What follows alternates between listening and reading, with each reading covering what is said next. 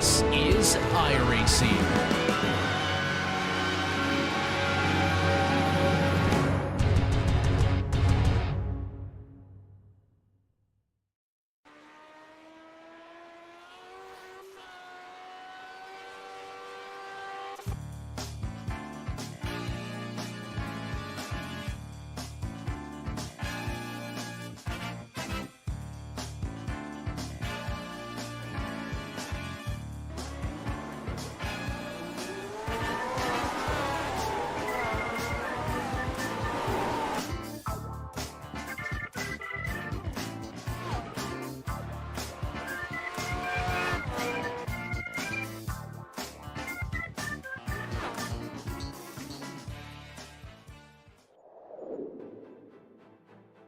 It's no wonder Brazil has such a fervent fan base for racing when they have tracks like this.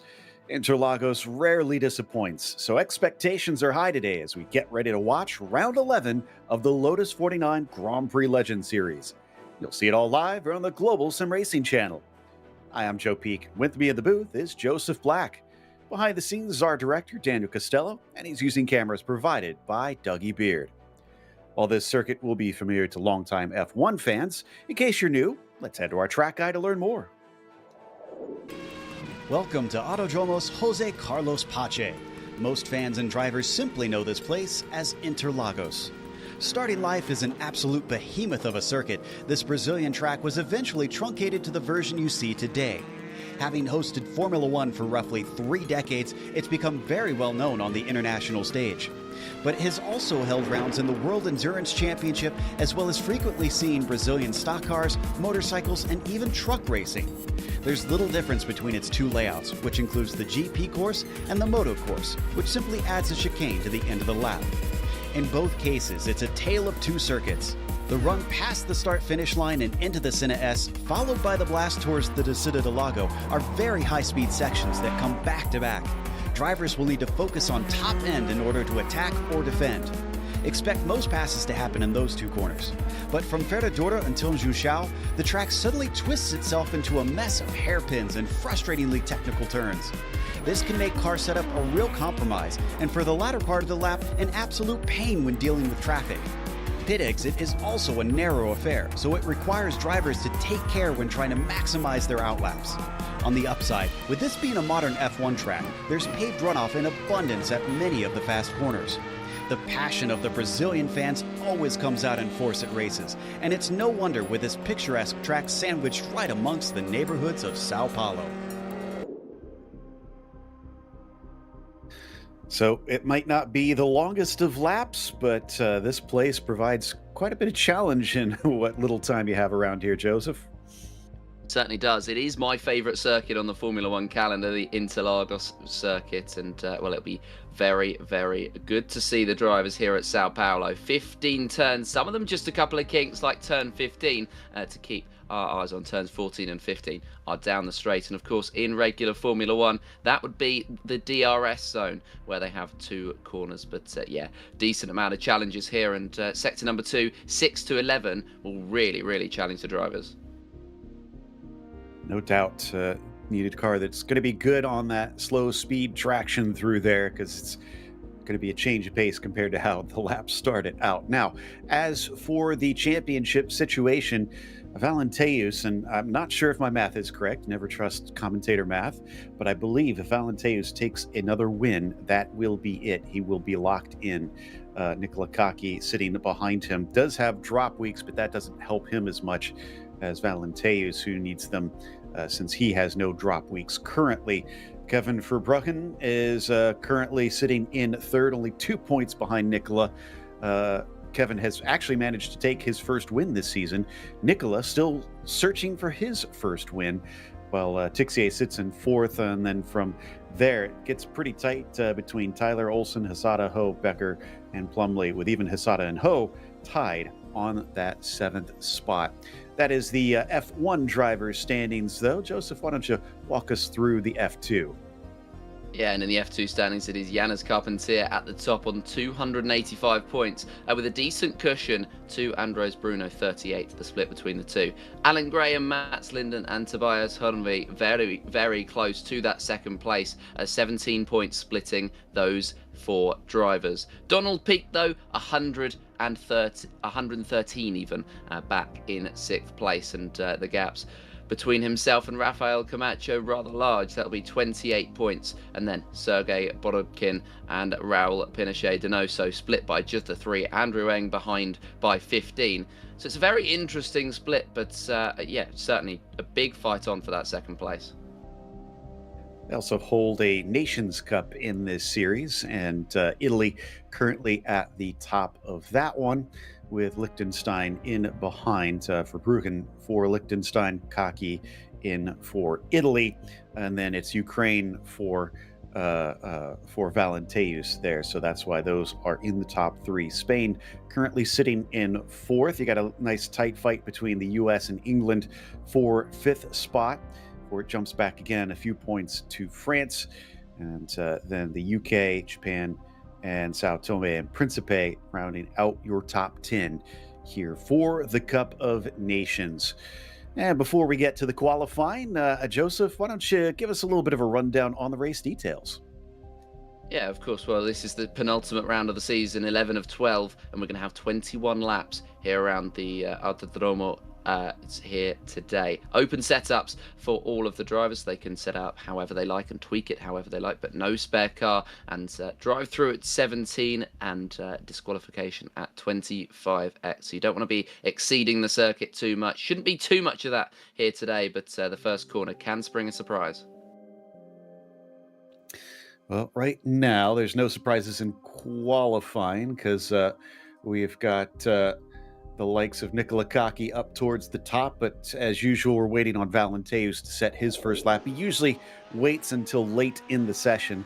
It is quite hazy out, 95% humidity right now, which sounds about typical for South America, if we're honest.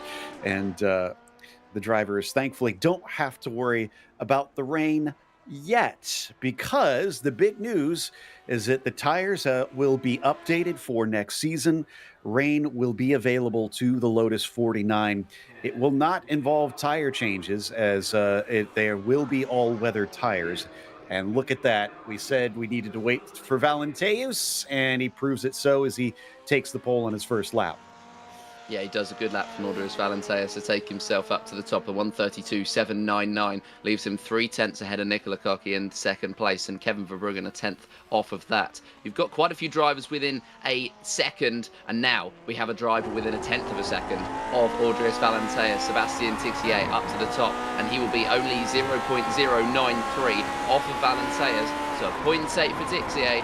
It promises for a good fight to the end of this qualifying session. And Kaki is, I think, on his final lap now, so he could still challenge Valenteus. We'll see how those two sort it out. I'm trying to see if there's anybody else farther down. Jorge Nieva could potentially be a challenge. Qualifying is not as much of his strong suit, and as soon as I say that, he puts his first lap in at only 14th, so struggling the first time around for him. In the meantime, Valenteus now coming around to what is effectively the final corner for most cars, but the final two up the hill, definitely a little bit more of a struggle in these machines with the speed that they carry without any downforce, all the way up to 150 plus miles an hour here through the water tower in Subidos dos Boxes. He'll cross the line. Valenteus' second lap, a 32.6, and we wait for Kaki to try and respond to see if he can take that pole away. There's the timing line for the Italian, and it is not going to count as he has gone beyond the track limits. Valenteus is safe at the top.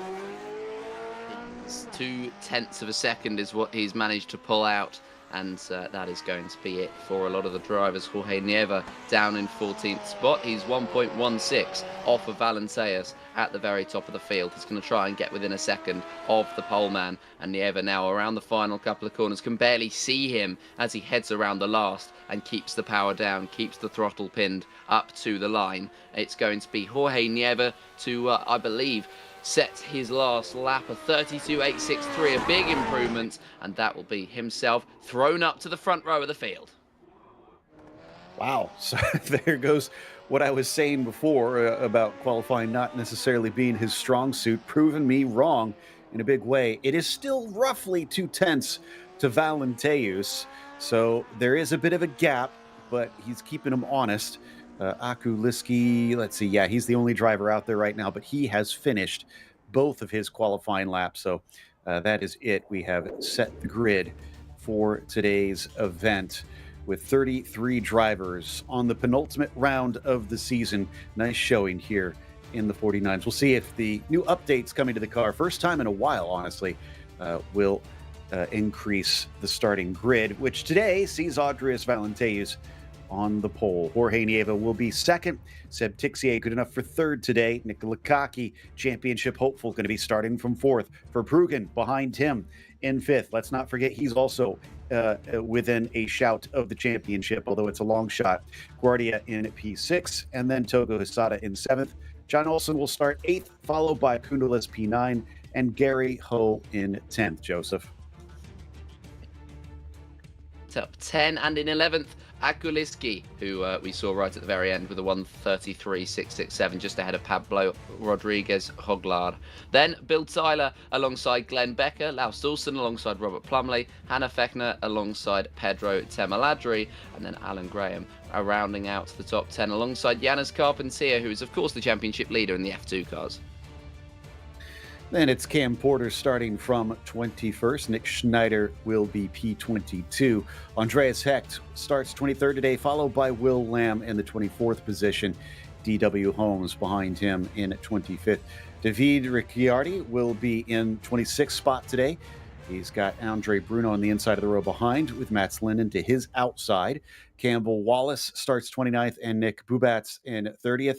Last three is going to be Jason Clapper, Marco Salgado, and Kurt Clapper, as it looks like everybody is out on the grid and ready to go. So the engines now start to rev as the lights come up, and the green flag is out. Valenteus looks like he has a decent start. He does not cover off the inside, interestingly.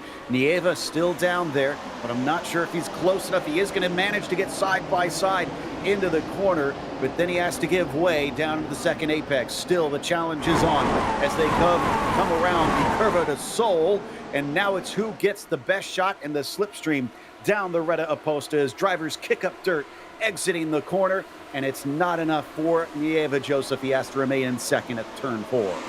He does. That means Andreas Valenteus is up to the top, and Kevin Verbruggen here having a fight with Togo Hisada. Hisada just held the inside line as they headed out of Placida de Lago, but it meant that Kevin Verbruggen got the better run. John Olsen maybe looking to the inside, but potentially also trying to defend the inside position from Arturis Kundalis. Yellow flags were briefly out. We're back to green flag racing, and Kundalis is going to come under pressure, or he's going to actually get John Olsen for that 8th spot. Kundalis dropping down, and that is a huge problem. Arturis Kundalis right at the bottom, and that's going to cause a chain reaction.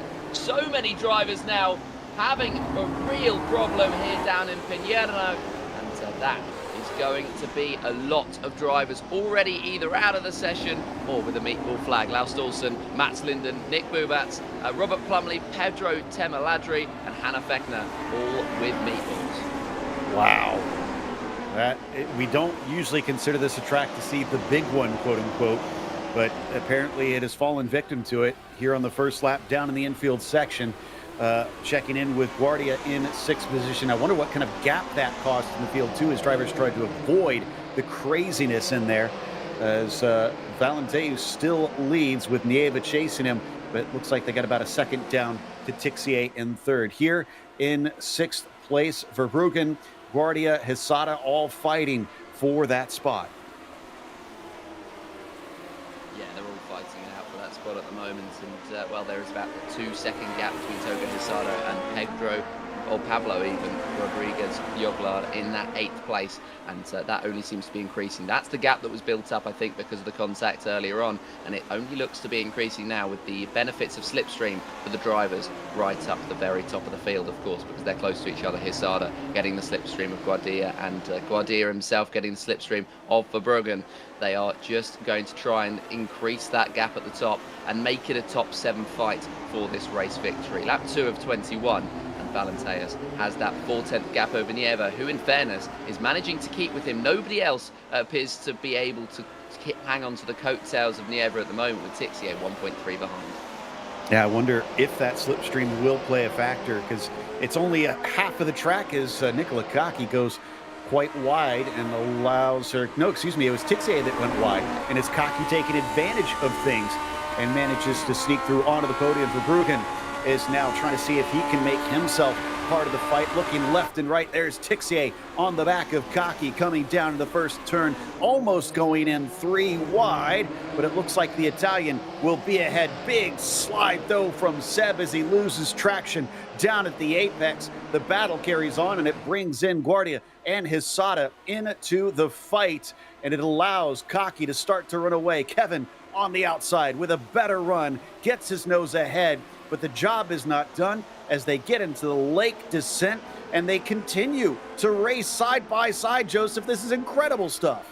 It very much is. They have to be so aware of the drivers ahead, as that will be Kevin Verbruggen with a huge slide, allowing just for the opportunity for the other drivers to remain in the fight. Togo Hisada waiting in the wings as well. He wants an opportunity to stay within this fight. He wants an opportunity to maybe make up some free positions, almost 3 wide from Guardia, Tixier and Verbruggen as they headed down towards turn 9.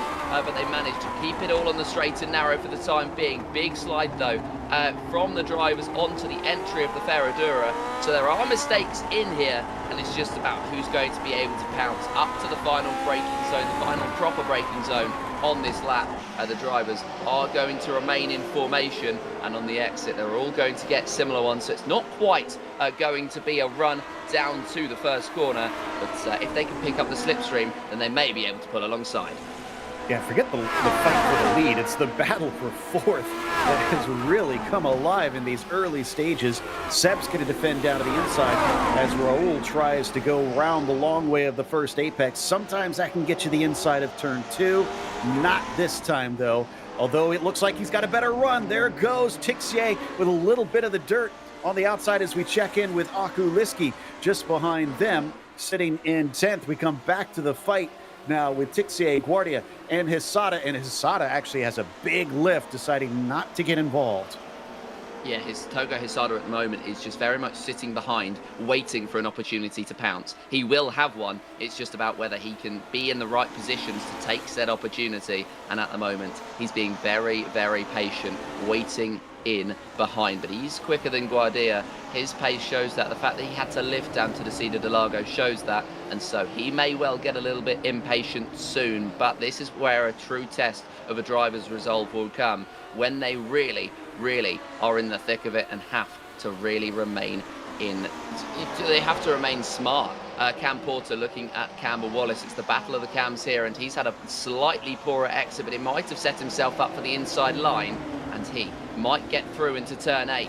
They will remain locked in battle. Cam Porter, though, will not get the exit, and Campbell Wallace will sneak back ahead. But Cam Porter looking to threaten at the moment and might be onto the inside into the next braking zone. Has a look, but in the end, smart idea just to back out, just to remind Wallace that he's going to be there. And so he's not going to lose too much time either. And Laus Stolson might invite himself in as the inside line beckons once again for Porter. But once again, Campbell remains in on the straight and narrow. John Olsen up to 18th place. He gets through, and Andreas Hecht, who's going to go wide, somehow keep it out of the barriers. That is real close stuff. It's a good example of what I was talking about, that those last 2 corners are a bit more sketchy than you'd think. While Laus Olsen and Cam Porter are going to duel over 21st spot into turn 1. The Senna S goes to Laus Olsen, who I think, he's missing a little bit of body work on the front of that car. He was one of the victims, if I recall, caught up in the craziness down through the infield section on lap 1. So he's lost some spots, but there's a lot of cars that are up in the double digits of positions gained because of being able to sneak through all that happened. Meanwhile, this is the top of the field. Valenteus still about half a second roughly ahead of Jorge Nieva. So whether or not this is down to the slipstream or it's genuine pace, it looks like Adrius is not going to have it all his own way today. No, he's not, especially if Jorge has anything to say about it. Fastest lap does belong to the number 3, who's in that second place, and that is going to be a 700th quicker lap than Valenteus, but at the moment he is just a little bit quicker as Valenteus, but across the last lap as they cross the beam, there's going to be about 800ths of a second splitting the two drivers, so they are very well matched in pace. But Nieva could be being pulled along by that slipstream, but one thing's for sure, he's doing a very good job to keep in there. 3.3 the difference between himself and Nicola Cocchi, and that gap only seems set to improve and increase. A little bit of side-by-side action right in behind, as that will be Seb Tixier just warding off Raul Guardia and holding him off for the time being. Togo Hisada looking a little bit more racy now that he can see the top couple of spots for the podium starting to pull away. Of the drivers that were involved in that opening incident, by the way, only one has been in pit lane in return. That's Pedro Temaladri, who's gone a lap down. I think we saw him in the background letting some of our leaders go by. Everybody else still sitting and waiting for the cars to finish repairs. Aku Liski, in the meantime, sitting here in the 11th spot, is currently just ahead of Glenn Becker. Aku pretty much where he began this race, and Becker not able to sneak down the inside of the Ducksbill, at least this time through. Still making sure to keep the pressure on here at lap 6 out of 21. This, one of the most important corners, the exit of the junction, Joseph, getting on the throttle up the hill. Yeah, it's going to be on the throttle up the hill, as you say, and they're going to be flying their way through with as much of a push as they can out of turn 15, and Togo Hisada just going to be defending this position ahead of Guardia now, and goes wide. Togo Hisada with a rare mistake off of the circuit, and well, that is the Japanese driver back down a position, and that is going to be disappointing for our number 2. He made that pass up the hill towards turn 1 and immediately gave it back in the end. What about Hoglar here in this battle for 9th position with Gary Ho? Ho trying to go the long way around of the lake descent, but that's not going to work for him. Arturas Kundalis behind also, which is impressive because I know he got kind of tangled before the huge wreck at the start of lap 1 and was sent flying off into the grass. I guess that kind of took him out of what could have been a much worse situation.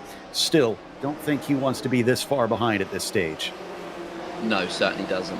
And I mean, nobody really would, as that's the driver right behind, just allowing them to get through. That will be the lapped car of I believe that to be Pedro Telemadri, just allowing more drivers through. But yeah, 7 of 21, so we're a third of the way through this race. Arturas Kundalis chasing in, trying to catch up to Gary Ho, trying to catch up to where he would have started. Only one place down now, Gary Ho is going to be in that 9th place. Kundalis is going to be trying to gain that one.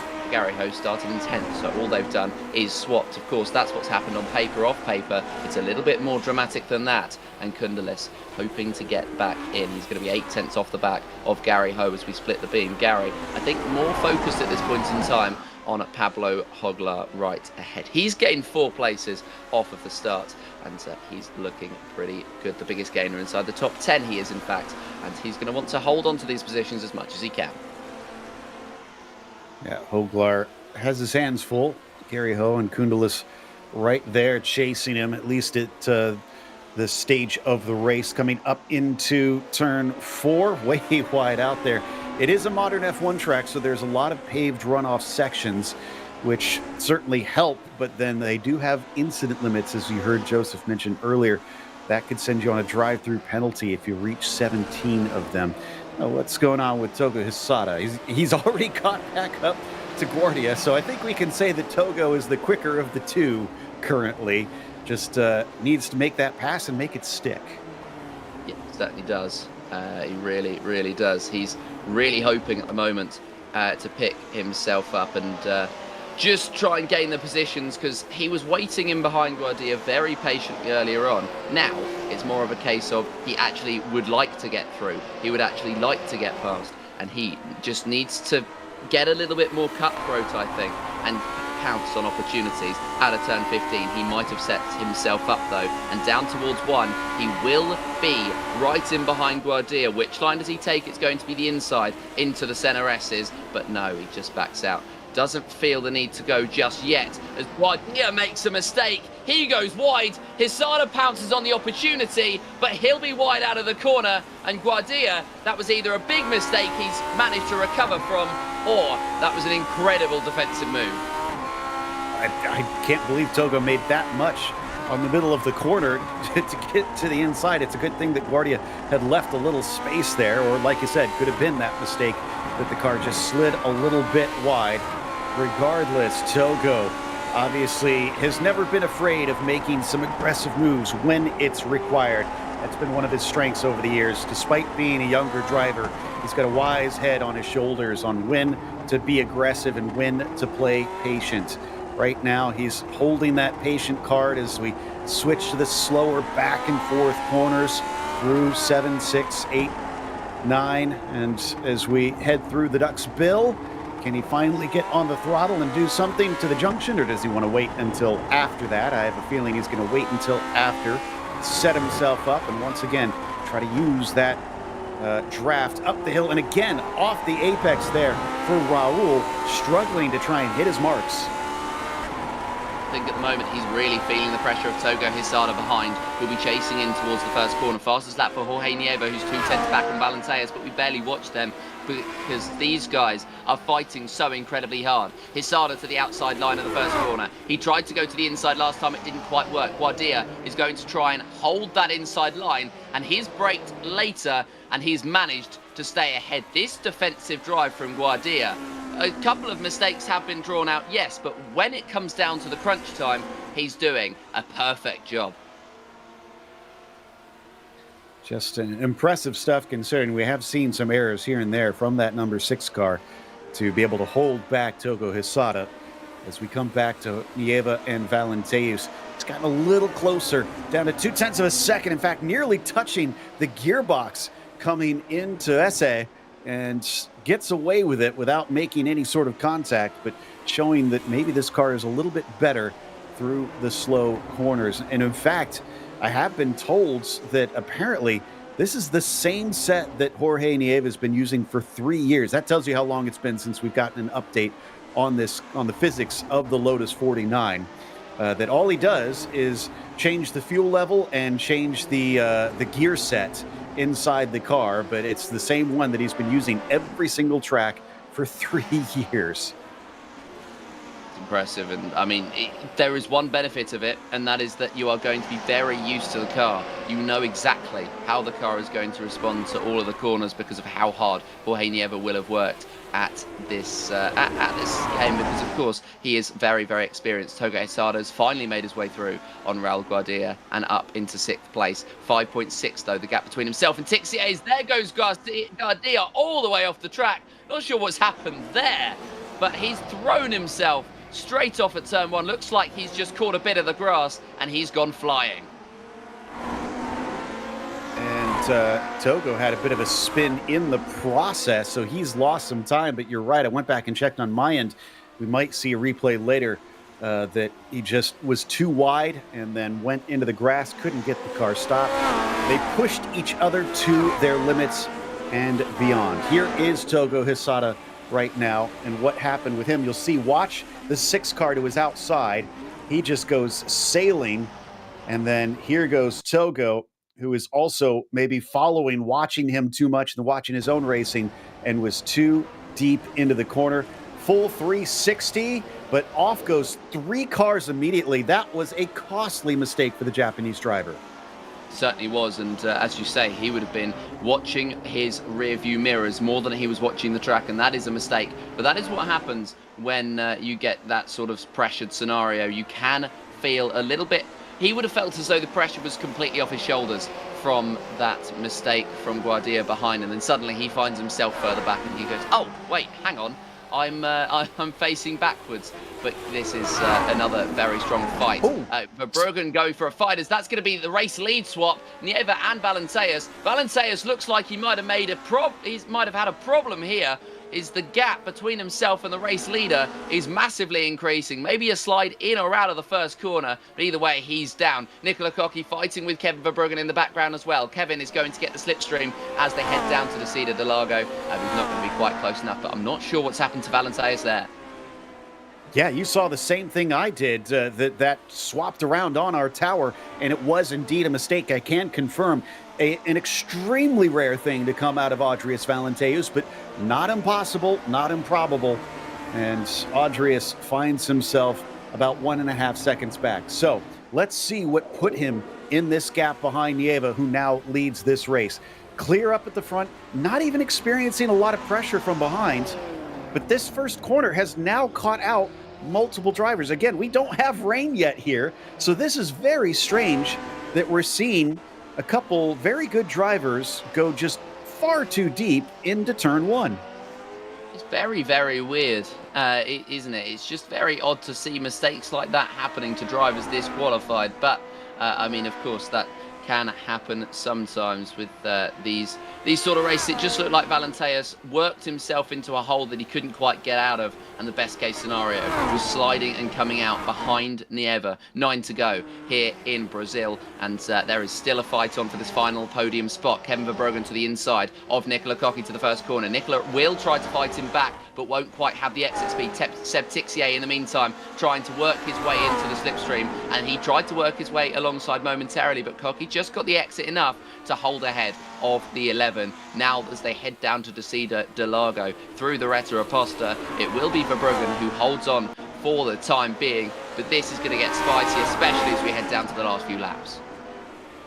Certainly, and Seb is ready for a dogfight as the fighter plane livery on his car shows, but we're going to hop on board with Verbruggen, who's actually pulling away a little bit from Cocchi and Tixier behind him. If they continue to squabble with one another, then Kevin's going to be able to just basically scoot off into the distance, and that's not what they want in this situation. But we'll see. Looks like they've stopped fighting, at least momentarily, here in the slower corners to try and catch back up to the Dutchman. Looking at Togo Hisada, he's made quick work of running down the drivers who've made their way past him with his mistake, and he's now trying to tussle with Gary Ho. He is at the moment 9th place for Togo Hisada, but he will feel so much quicker than the position he finds himself in, and for good reason. He was 4/10 quicker than Gary Ho on the last lap, and he will be right in behind. He'll be wanting to make his way through into the first corner because he's done too much waiting as Togo Hisada. The one time he stopped waiting, a mistake was made from the person that he was fighting, and then therefore himself. The two will be trying to chase into the first corner. A little bit of dirt kicked up as he exits out of turn 15, and alongside Gary Ho down the straight. It doesn't look like Gary's going to give him much of a fight. Just pulls to the inside, goes number 2, go through, and I'll try and follow you through on Jogla as you're going to try and fight him in just a couple of moments' time. So there's one down. Just a couple more to go to get back where he was before. And we'll see whether or not he can wind up where he was trying to be, because, of course, Guardia had his incident and retired, so he is out. We did have a few drivers get back on track. Fechner, Linden, and Olsen, as well as Plumley, have all repaired their vehicles and returned, but multiple laps down. Tixier versus Cocchi versus Verbruggen. This is to decide the podium position. And right now it is Kevin who holds on to that spot, down into the camber, Ducksbill, and off into the left-hander of Mergulo as they plunge down the hill. So much elevation change throughout this relatively short course. And then it is the long, long climb uphill to the start-finish line.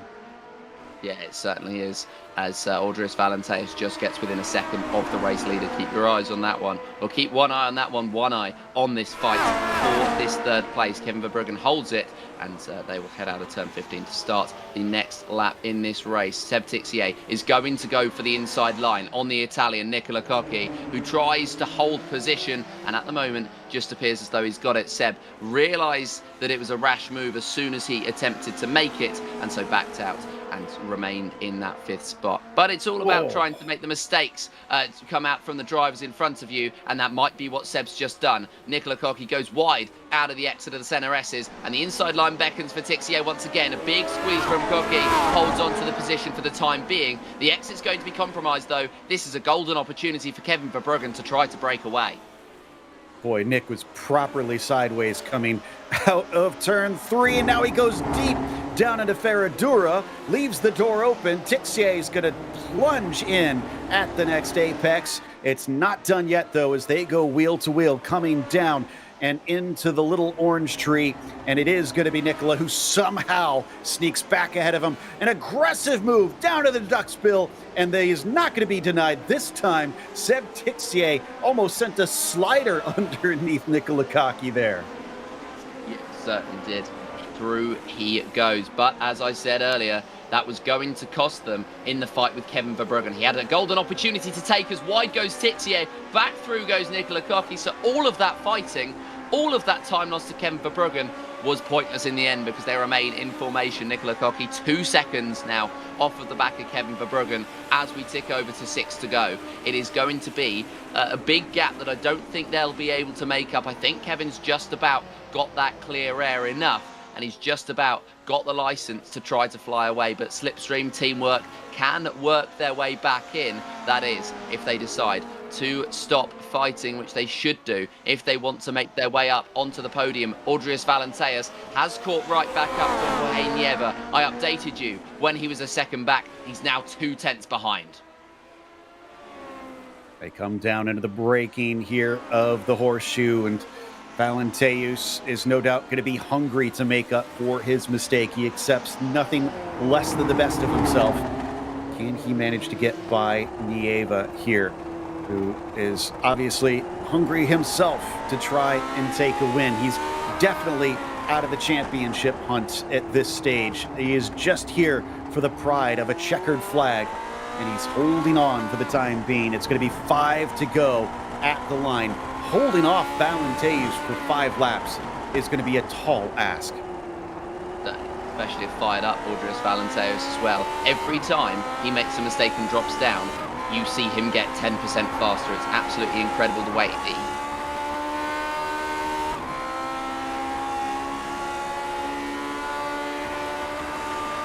to the outside line then of the first corner. Jorge Nieva already preempts the move and goes to the inside, and just about is going to be able to cover across, as there's going to be a mistake in contact between the two. Jorge Nieva made a mistake. Valenteus did not respond quickly enough. Contact between the two, but Valenteus is now in the race leader, and Nieva crumbled under the pressure. And again, this is atypical. Nieva is known for having great defense, to being very cool about running his races. Well, do they have damage is now the big question, because if so, it's only 2 seconds back to Verbruggen. So if they're both lacking a little bit of pace, that could be enough for Kevin to get in the mix, but only time will tell. Only time will tell indeed, and we have 5 laps to go to spin this tail of this race. Valenteus 1.6 ahead of Nieva, Nieva 1.8 ahead of Verbruggen, and Nicola Cocchi 1.2 behind on the number 5. Seb Tixier though is very, very close. They've been able to make their way almost within a second's range of Verbruggen, so they've almost halved the gap.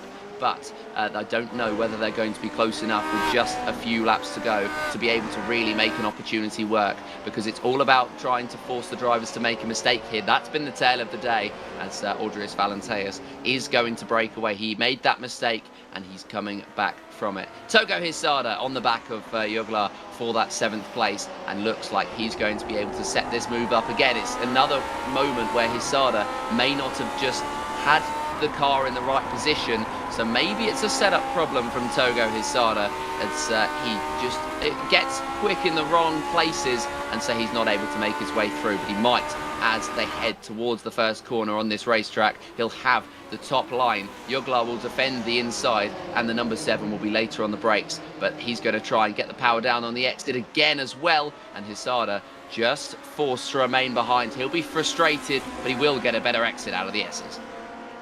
He is climbing all over the back of him. I have a feeling that this is almost a matter of when, but you never know. Pablo has been doing such a good job in this race so far. Checking back in with Bill Tyler and Nick Schneider. And it looks like Nick will come out on top between those two. They've also got Will Lamb there in the background, who's trying to make it a 3-way fight. Something we haven't touched on that may have a factor in why we're seeing so much sliding today. Apparently it is 40 Celsius on the track surface, as Bill's going to be able to get the inside of Nick on the lake descent, but oh man, it is tough getting the throttle down for Nick. He eventually manages to find that traction and holds that inside line into the Ferradura, and he is going to manage to retain that 16th spot. So 40 Celsius, about 104 Fahrenheit for our non-metric friends, and it is probably pretty greasy out there. Pretty greasy. I would imagine the tyres will be rather warm on these cars, and so it's going to be just a little bit more difficult to hold onto the car if you start to slide, as 3 laps to go. So we are ticking down very quickly in this race, and it sort of feels like one of those races you don't want to end. It feels like there's more to the tale, but I think today we are going to be seeing Andres Valenteus leading the way to the line. Jorge Nieva, who's had the pace but just had the mistake at the wrong time, is going to drop down and hopefully hold on to that second place. Bill Tyler, this is for 17th, and he might be able to make his way through and just hold on to that 16th spot as he'll be on the inside line into the first corner, just about once again getting the squeeze. And that appears to be the way that all of the drivers are choosing to defend there, trying to bait them out to go too far to the inside line. So they're going to have to really struggle on the exit of the corner, and it has managed to pay off for our driver in 15th place, Nicholas Snyder. Bill Tyler, though, trying to make his way through. That was Will Lamb, in fact, that he is just going to be ahead of. Nicholas is going to be able to hold on to that position. As I say, Will waiting in the background.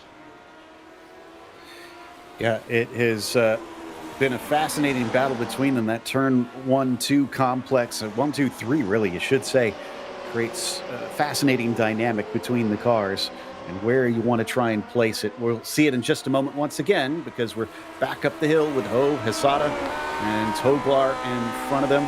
Excuse me, Hisada and Hoglar, and then Kudelis in front of them, I should say. It's a good run from Togo. Pablo is going to defend the inside, try and force him to go around the outside of the apex. He cuts back underneath, though, and can he take it on the second apex? Yes, he can. Brilliant move by Togo Hisada to sell him the dummy. Certainly was, and what an overtake that was. But can Juglar come back with the slipstream? If he doesn't, then it will be the move of the day from Togo Hisada, and indeed it is confirmed. Very solid move from Togo to jump up, and it was just creative. It was slightly unexpected, I think, for Rodriguez Hoglar, and he's gone through in the end. Togo Hisada up into 7th place and trying to recover everything he can. Kevin Verbruggen, 3rd place at the moment, and he's got Nicola Cocchi and Seb Tixier for company once again. He had a bit of breathing room from them for a couple of laps, but they are right back into the mixer, and they've thrown themselves right back into the fight. Jorge Nieva, in the meantime, 1.5 off the back of Andres Valenteus, 2 seconds ahead of Kevin Verbruggen in 3rd, and it looks like, unless there's any further mistakes, he's going to be able to come home to get a well-earned P2. Just not what he was looking for, though, because he still hasn't won this season. I think Nieva really wanted to finally crack that one as we take the white flag, 1 to go. And it is Valenteus who leads by about 1.4 seconds. Both of them with an imperfect race, but sometimes it's who makes the least mistakes or who is able to recover from those mistakes the best. A little bit of a lapped car staying out of the way of our number 1 machine.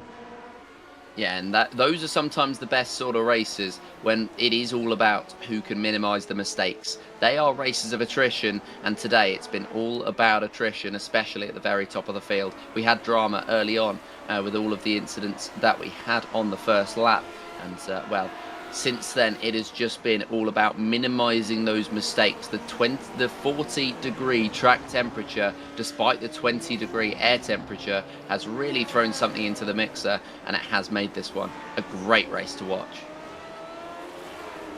Just a couple more corners to go here for Valenteus, and worth noting that the two of them did manage to pull away from Kevin back there in third since the second incident really that they had between them. So I don't think there was damage, or if there was, it doesn't seem to be harming the pace of either driver. So up past the water tower, past Subidos dos Boxes, and Adrius Valenteus, hoarding the wins this season, is going to add another to his collection here in Sao Paulo. What a win for Adrius Valenteus, thoroughly deserved for the pace after that mistake. Is right at the line. Looks like Kevin Verbruggen might have been out of fuel, and Nicola Koki almost pounced on the opportunity, but wasn't quite within range. The final classified distance between the two, 0.081 seconds. Arturus Kundelis, good fight back to 6th place as Seb Tixier takes 5th, and Togo Hisada will be disappointed with 7th. Pablo Rodriguez, Jogla, Gary Ho, and then Glenn Becker will round out the top 10 finishers, as Bill Tyler has worked and worked and worked to get past the 13, but Nicola Schneider may well just hold on. It's going to be close because we got that slipstream, and it's a better run, and he's going to duck underneath them. Is this enough? We'll lose it right at the line. Bill Tyler gets through, and he takes that 15th position off of Nick. Gutting, but that goes to show you can't let your guard down all the way to the finish, especially at this track where it was oh so close. Wow. Well then, that wraps up pretty much all of our drivers on the lead lap, 21 of them managing to complete every lap. I think a lot of that affected by today's opening wreck, unfortunately. And I think that looks like that is Wallace that we're seeing come around to be the last of those, finishing things up. It was Adrius Valenteus who took another win, but he had to overcome a few of his own errors and try to dodge at least one slip up by Jorge Nieva in the process, who comes home with second behind him, and Verbruggen fighting hard for that third, barely sneaking home over Kaki, who finishes fourth, and Seb Tixier getting a top 5. Arturus Kundelis probably didn't expect to be finishing in 6th after that opening lap, but got back in it and still gets himself a nice position. Togo Hisada in 7th, ahead of Hoglar after a smooth move down into turn 1. Gary Ho was 9th, and then Glenn Becker rounds out your top 10. Yeah, and it was the top 10 we focused on for the majority of the action. So we didn't see any of these drivers, or the majority of these drivers, even once. Akuliski in the 11th place, ahead of John Olsen by 12 seconds. Yanis Carpentier in 13th, and Marco Antonio Lopez Delgado in 14th. We did see quite a bit of Bill Tyler with his fight with Nicolas Schneider and just about pipping him at the line, and then Will Lamb just following them through in 17th. Andreas Hecht, Cam Porter, and Kurt Clapper will round out the top 20. 21st goes to Campbell Wallace, last driver on the lead lap. DW Holmes 22nd. Tim Aladri, after a pit stop to repair his car, came home in 23rd, so probably glad he kept carrying on. Andre Bruno 24th. Jason Clapper strangely retired, 2 laps to go. I'm still not sure what caused that one. Robert Plumley was 26th. Laus Stolson 27th. These are drivers that did get back out on the track after repairs. Mats Linden as well, and Hannah Fechner. Then you have your actual retirements with Guardia, Ricciardi, Graham, and Bubats to round out our 33-car field. I think we've got Jorge Nieva ready to chat with us. Let's find out what exactly happened there, because I'm sure maybe just a little frustrated with himself after having to lead for part of the race. Jorge, what caused the mistake down into turn 1? It seems not often we see errors like that from you. I still don't know. I think I took too much curve, and I lost the car. Luckily, the car wasn't too damaged, so I could finish, but it was scary. Yeah, I'm sure. We wondered if either of you would wind up having damage out of that, and if Kevin would start to become a factor. This was a strange race. What was causing so many of these mistakes from not just you, but other drivers? Because Audrius had one. We saw Guardia have his own spin off at turn one. Was it the high temperatures on the track or something like that? I heard Seb talking about 100% usage on the track. I don't know. I just drive, and it felt a bit looser than in some practices, but it's just T1 at Interlagos. It's really hard. You don't know where to brake with slipstream because the speed is much different. And well, what T1 gives, T1 takes. So I got P1 because Audrius had a mistake there, and then I did almost worse. So it's really hard that corner. I guess that's a good way of putting it. And well, you got one more chance to try and take a win this season. Do you think Monza offers a good opportunity with the slipstream there? Yeah, of course. I think we are going to drive with the second chicane, and I like the layout without chicanes more, but anyway, the slipstream will be huge, so anyone can win. Yeah, and well, we'll see if you can manage to sneak that one when we go there. But again, nice job on a second today. Thank you, guys.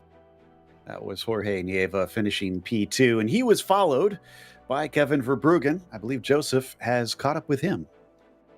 Yeah, welcome, Kevin. It's a bit of a weird one today. I don't really know how you're going to feel about this one, to be honest. So do you want to just let us know? Yeah, I feel pretty good, honestly. I said last week that I felt like I could do well here, but it turns out that as the week went on, I was struggling for pace a little bit. But what I think helped here at the end is that at the start of the week when I was practicing, I got a lot of sessions that were very hot. Compared to what the actual races in the week were like. And then it turns out that during this race, the track usage was very high, which in iRacing just means there's a lot of dust and dirt, and the grip is low. And well, that's what I'd been practicing, low grip stuff. So I at least was placed better than I hoped. In quali, I still made a mistake, so I had to make up some places during the race. I tried to push for Jorge when I saw him and Audrius had a little incident, but those last couple of laps I started sliding more. Maybe overheating my tires, or the track was heating up even more, but I was just like, okay, let's just consolidate this podium. Yeah, and we saw all the way up to 41 degrees track temperatures here today, so it was going to be very difficult to hold on to the car, especially throughout the majority of this one. But yeah, I mean, we're going to be, of course, just talking about that race as a whole, and of course you were in that third place, but there was a lot of pressure coming from behind, it seemed. Definitely. Like I said, at the start of the race, I did have some pace, and I had to fight my way to the front. But as the track got and the race went on and the track got hotter, the car just started sliding everywhere, and I just started to trust the front less and less. So yeah, I'm still happy to.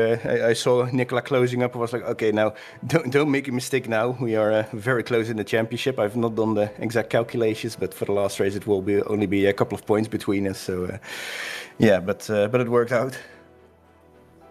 Yeah, it seemed to be a rather difficult race to manage your tyres, especially throughout the course of it, as you say, with just trying to keep them on the track. Did it particularly get worse throughout the session, or was it just a consistently difficult day? Well, the last third of the race, something like that, I just started locking the front, especially into turn one. It's so difficult to get the braking there right. There are some weird cameras there, and I'm running a very stiff setup, so I would lift my front wheel a little bit sometimes, and that was definitely an element of that during the race. Yeah, well done on your podium in the end. Of course, third place is where you ended up in. So 2 positions off of your start line, and well, we'll hope to see you next week. Thank you. Then, of course, we've got our another driver a little bit farther back, 19th today for Cam Porter, who did unfortunately get involved in that opening lap incident. And Cam, I don't know if you've had a chance to go back and look at it, but what's your perspective on what happened there with so many cars getting involved? Yeah, it was difficult to see what was going on. The first thing I saw was, gosh, for some reason his name is not coming. There was a car off to the right, and I got the yellow flag, and then I came around the corner, and it was a melee, so I slowed down, and I had to dive off track. There's just cars everywhere, and then all of a sudden I get hit from behind. Thankfully, I managed to avoid any damage from that incident. But yeah, public service announcement: if there's a yellow flag, please slow down. Yeah, I'm kind of with you. I wish there was something iRacing could do to help enforce drivers lifting more on those yellow flags. But it is what it is. You still carried on. You managed to finish in 19th. After that, I mean, what did your race look like? Was it pretty quiet, or were you in some battles? It was actually kind of fun, sort of catching up to some of the other drivers that are near the back, like me, and having some battles with them. There was one particular driver I went through several corners side by side with, so that was fun and entertaining, regardless of the outcome. Yeah, always fun racing the Lotus 49. Challenging car to drive, and it's going to get even more challenging next once the rain starts falling, I hear. Yeah, let's talk about that. I mean, that's the big thing that the entire communities, the Lotus 49s, obviously, are talking about. We're in a tizzy. Yeah. So, I mean, are you happy about it? Is it neutral, or what are your feelings? Oh, gosh. I'm excited to have a new challenge, but it's going to be so difficult to drive this. I think this is I think a lot of the 49ers will agree with me that this is the most challenging car to drive on the service, and it's going to get even more challenging once you try to drive it in the rain. So I'm kind of looking forward to the challenge of that. Yeah, I was going to say, if there's any community that it enjoys the challenge, I'd say it's all the vintage car communities on iRacing, the way you guys choose tracks. So yeah, at least it'll be up you guys' alley. And again, nice job recovering today, and hopefully we'll see you at the last round at Monza. Thanks, Joe. Looking forward to the last race of the season. See you then. That was Cam Porter, who finished in 19th today. So that's going to wrap up our interviews. And of course, we also want to give a thank you to the Lotus 49 community. They've been so close to us here in GSRC for a lot of years. So we really appreciate you and your choice to bring us back for covering your races. Thanks to the team today as well, Joseph, Daniel, and Dougie. Make sure to subscribe to our YouTube channel so you don't miss a moment here on GSRC. And as we've mentioned, Monza is the next one. That'll be Saturday, March 7th at 8:30 a.m. Eastern. But remember, it is without the first chicane, so it is going to be very fast down into the Curva Grande. Now, the next race is IMSA Vintage. That'll be Imola at noon. That's another car that's going to get an update. Both cars, really, I should say, next season. So those who are into the 80s sports cars, you get your own little treat in just a couple weeks' time. Be sure to check out our other broadcasts that we have listed here. And until next time, race clean, race hard, and we'll see you on the track.